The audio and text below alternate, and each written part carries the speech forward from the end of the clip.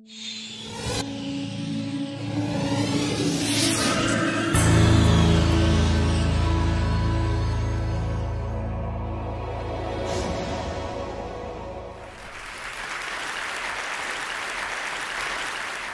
I want to start by offering you a free, no-tech life hack. And all it requires of you is this, that you change your posture for 2 minutes. But before I give it away, I want to ask you to right now do a little audit of your body and what you're doing with your body. So how many of you are sort of making yourselves smaller? Maybe you're hunching, crossing your legs, maybe wrapping your ankles. Sometimes we hold on to our arms like this. Sometimes we spread out. I see you. So I want you to pay attention to what you're doing right now. We're going to come back to that in a few minutes, and I'm hoping that if you sort of learn to tweak this a little bit, it could significantly change the way your life unfolds. So we're really fascinated with body language, and we're particularly interested in other people's body language. You know, we're interested in, like, you know, an awkward interaction, or a smile, or a contemptuous glance, or maybe a very awkward wink, or maybe even something like a handshake. Here they are arriving at number 10, and look at this lucky policeman gets to shake hands with the President of the United States. Oh, and here comes the Prime Minister of it. No.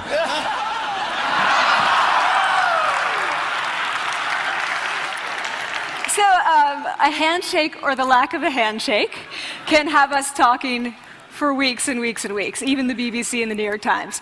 So obviously, when we think about nonverbal behavior or body language, but we call it nonverbals as social scientists, it's language. So we think about communication. When we think about communication, we think about interactions. So what is your body language communicating to me? What's mine communicating to you?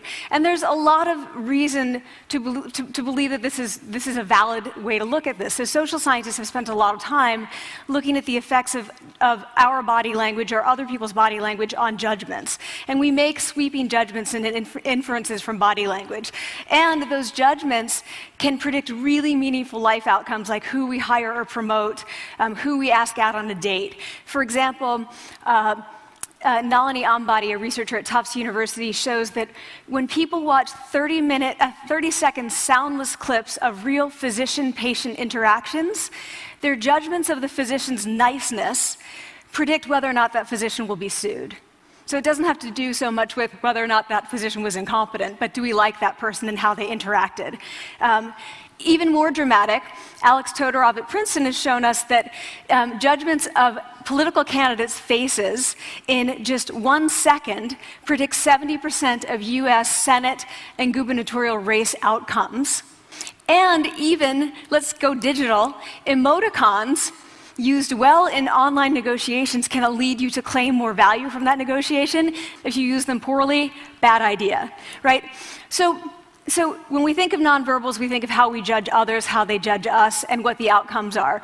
We tend to forget, though, the other audience that's influenced by our nonverbals, and that's ourselves.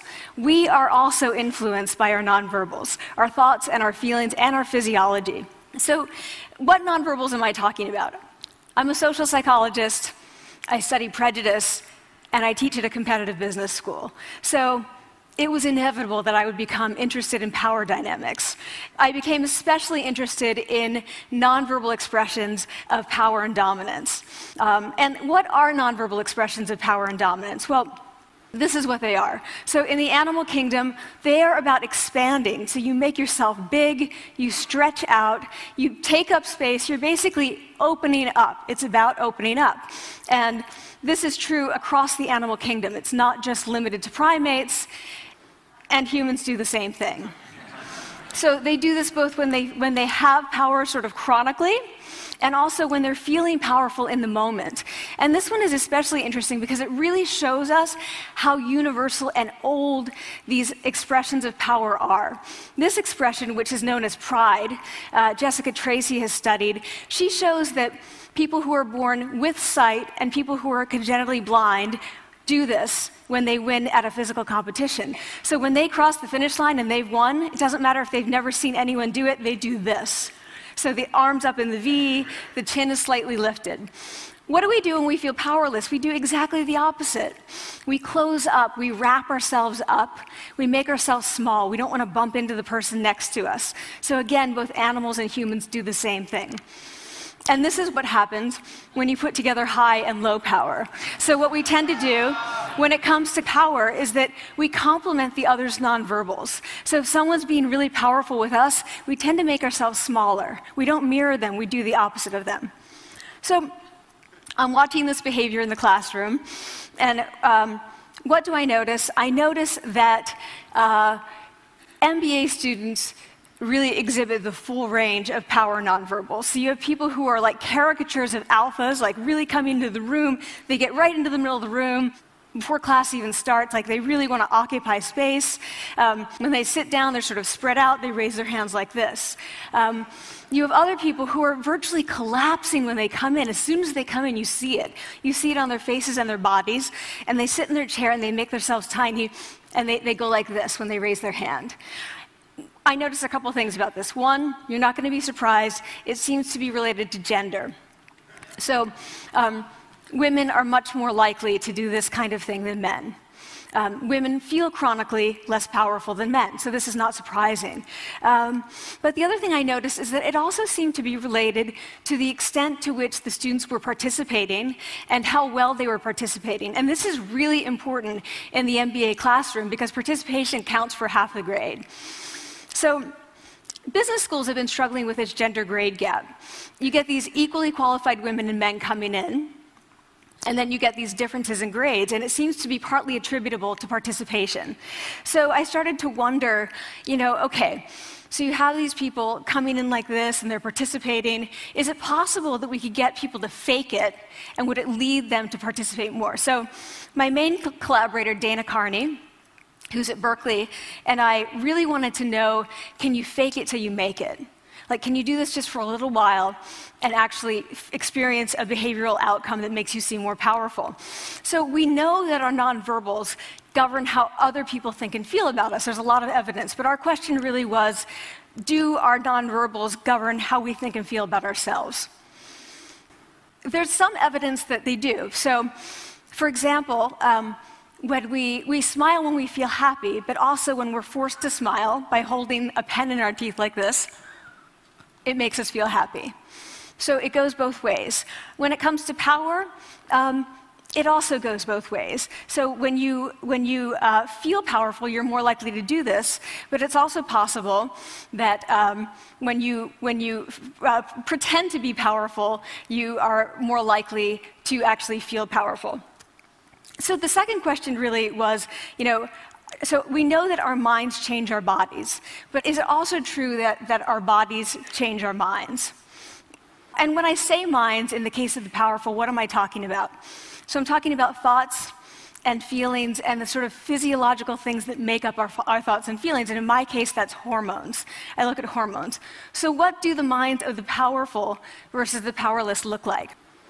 So powerful people tend to be, not surprisingly, more assertive and more confident, more optimistic. They actually feel that they're going to win even at games of chance. They also tend to be able to think more abstractly. So there are a lot of differences. They take more risks. There are a lot of differences between powerful and powerless people. Physiologically, there also are differences on two key hormones, testosterone, which is the dominance hormone, and cortisol, which is the stress hormone. So what we find is that high-power alpha males in primate hierarchies have high testosterone and low cortisol. And powerful and effective leaders also have high testosterone and low cortisol. So what does that mean? When you think about power, people tended to think only about testosterone because that was about dominance. But really, power is also about how you react to stress.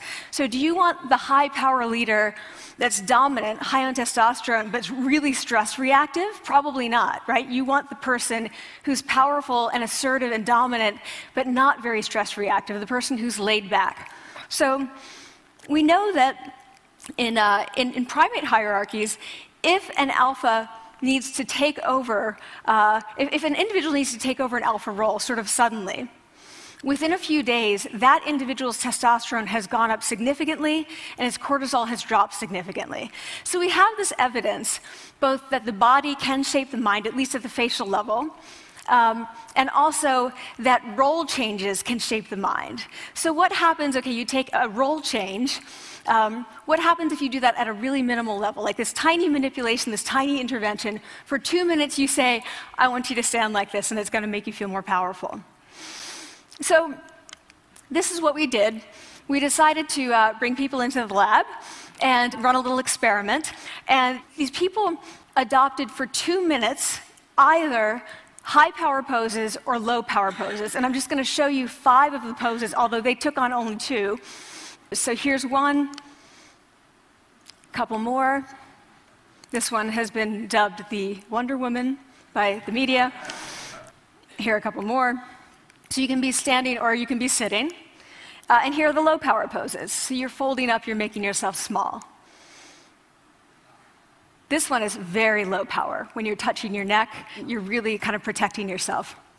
So this is what happens. They come in, they spit into a vial. We, for 2 minutes, say, you need to do this or this. They don't look at pictures of the poses. We don't want to prime them with the concept of power. We want them to be feeling power, right? So 2 minutes they do this. We then ask them, how powerful do you feel on a series of items? And then we give them an opportunity to gamble. And then we take another saliva sample. That's it. That's the whole experiment.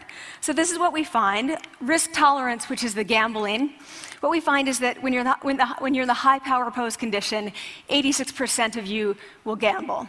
When you're in the low power pose condition, only 60%. And that's a pretty whopping significant difference. Here's what we find on testosterone. From their baseline when they come in, high power people experience about a 20% increase.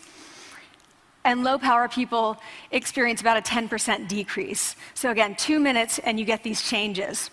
Here's what you get on cortisol. High power people experience about a 25% decrease, and the low power people experience about a 15% increase. So 2 minutes lead to these hormonal changes that configure your brain to basically be either assertive, confident, and comfortable, or really stress reactive, and feeling sort of shut down. And we've all had that feeling, right? So it seems that our nonverbals do govern how we think and feel about ourselves. So it's not just others, but it's also ourselves. Also, our bodies change our minds. But the next question, of course, is, can power posing for a few minutes really change your life in meaningful ways? So this is in the lab, it's this little task, it's just a couple of minutes. Where can you actually apply this, which we cared about, of course. And so we think it's really what matters, where you want to use this is evaluative situations, like social threat situations. Where are you being evaluated? Either by your friends, like for teenagers, it's at the lunchroom table. It could be, for some people, it's speaking at a school board meeting. It might be giving a pitch, or giving a talk like this, or doing a job interview. We decided that the one that most people could relate to, because most people had been through, was the job interview. So we published these findings, and the media are all over it, and they say, okay, so this is what you do when you go in for the job interview, right? So we were, of course, horrified and said, oh my God, no, that's not what we meant at all, for numerous reasons. No, don't do that. Again, this is not about you talking to other people, it's you talking to yourself. What do you do before you go into a job interview? You do this. Right? You're sitting down, you're looking at your iPhone or your Android, not trying to leave anyone out. You're looking at your notes, you're hunching up, making yourself small, when really what you should be doing maybe is this, like in the bathroom, right? Do that, find 2 minutes. So that's what we want to test, okay? So we bring people into a lab, and they do either high or low power poses again. They go through a very stressful job interview. It's 5 minutes long. They are being recorded, they're being judged also, and the judges are trained to give no nonverbal feedback. So they look like this. Like, imagine this is the person interviewing you. So for 5 minutes, nothing. And this is worse than being heckled. People hate this. It's what Marianne LaFrance calls standing in social quicksand. So this really spikes your cortisol. So this is the job interview we put them through, because we really wanted to see what happened. We then have these coders look at these tapes, 4 of them. They're blind to the hypothesis, they're blind to the conditions. They have no idea who's been posing in what pose. And they end up looking at these sets of tapes and they say, oh, we want to hire these people, all the high-power posers. We don't want to hire these people. We also evaluate these people much more positively overall. But what's driving it? It's not about the content of the speech. It's about the presence that they're bringing to the speech. We also, because we rate them on all these variables related to sort of competence, like how well structured is the speech? How good is it? What are their qualifications? No effect on those things. This is what's affected, these kinds of things. People are bringing their true selves, basically. They're bringing themselves. They bring their ideas, but as themselves, with no residue over them. So this is what's driving the effect or mediating the effect. So when I tell people about this, that our bodies change our minds and our minds can change our behavior and our behavior can change our outcomes, they say to me, it feels fake, right? So I said fake it till you make it. Like, it's not me. Like, I don't want to get there and then still feel like a fraud. I don't want to feel like an imposter. I don't want to get there only to feel like I'm not supposed to be here. And that really resonated with me because I want to tell you a little story about being an imposter and feeling like I'm not supposed to be here. When I was 19, I was in a really bad car accident. I was thrown out of a car, rolled several times. I was thrown from the car, and I woke up in a head injury rehab ward. And I had been withdrawn from college, and I learned that my IQ had dropped by 2 standard deviations, which was very traumatic. I knew my IQ because I had identified with being smart, and I had been called gifted as a child. So I'm taken out of college. I keep trying to go back. They say, you're not going to finish college. Like, just, there are other things for you to do, but that's not going to work out for you. So I really struggled with this, and I have to say, having your identity taken from you, your core identity, and for me it was being smart, having that taken from you, there's nothing that leaves you feeling more powerless than that. So I felt entirely powerless. I worked and worked and worked, and I got lucky and worked and got lucky and worked. Eventually I graduated from college. It took me 4 years longer than my peers, and I convinced someone, my angel advisor, Susan Fisk, to take me on. And so I ended up at Princeton, and I was like, I am not supposed to be here. I am an imposter. And the night before my first year talk, and the first year talk at Princeton is a 20-minute talk to 20 people. That's it. I was so afraid of being found out the next day that I called her and said, I'm quitting. She was like, you are not quitting, because I took a gamble on you and you're staying. You're going to stay, and this is what you're going to do. You're going to fake it. You're going to do every talk that you ever get asked to do. You're just going to do it and do it and do it, even if you're terrified and just paralyzed and having an out-of-body experience until you have this moment where you say, oh my gosh, I'm doing it. Like, I have become this. I am actually doing this. So that's what I did. 5 years in grad school. A few years, I'm at Northwestern. I moved to Harvard. I'm at Harvard. I'm not really thinking about it anymore, but for a long time I had been thinking, not supposed to be here, not supposed to be here. So at the end of my first year at Harvard, a student who had not talked in class the entire semester, who I had said, look, you've got to participate or else you're going to fail, came into my office. I really didn't know her at all. And she came in totally defeated, and she said, I'm not supposed to be here.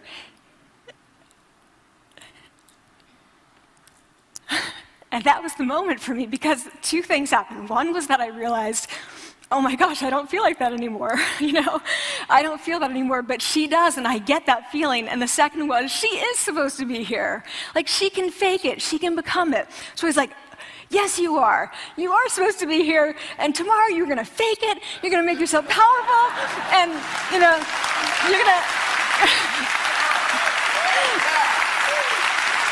and you're going to go into the classroom, and you are going to give the best comment ever, And she gave the best comment ever, and people turned around, they were like, oh my God, I didn't even notice her sitting there, She comes back to me months later, and I realized that she had not just faked it till she made it, she had actually faked it till she became it.